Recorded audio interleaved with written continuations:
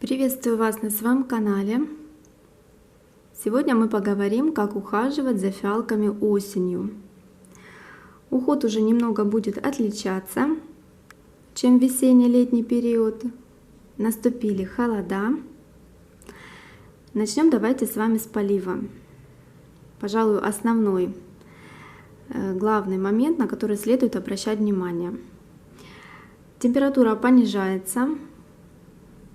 Воздух остывает, особенно если еще не включено отопление.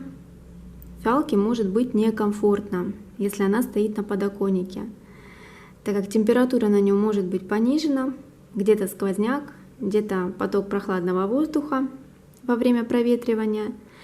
И вода, во-первых, просто-напросто остывает, и, во-вторых, фиалка уже не нуждается в обильном поливе, как летом. Она уже дольше остается влажной, просыхает она, естественно, медленней, поэтому важно ее не залить. Лучше фиалочку не долить, чем залить большим количеством воды, и потом начнутся с ней проблемы.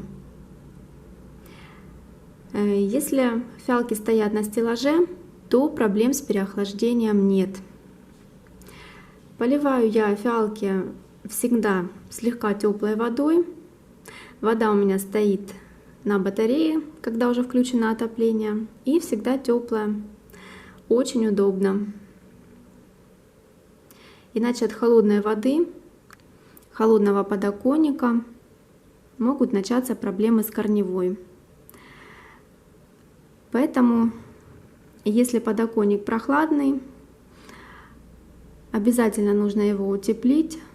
Лучше постелить на него подложку, так как именно вот в этот период фиалочки чаще могут болеть, в осенне-зимний период, чаще из-за пониженной температуры. Охлаждается земляной ком, корни загнивают и могут появиться также различного рода заболевания. Поэтому за поливом и за температурой нужно следить внимательно. Ну и вторая проблема — это слишком сухой воздух. Сухой воздух как раз при включенном уже отоплении. Он может исходить на фиалки, если они растут на окне. Поэтому желательно в таком случае прикрывать батарею, чтобы воздух не поднимался вверх и не вредил фиалочкам. Иначе какая может быть проблема? Во-первых, может уменьшиться сам цветок. Листья раскрываются мелкими, деформированными. Может измениться окрас цветов, стать бледным. На листьях могут появиться сухие некрасивые пятна. Это все результат сухого воздуха.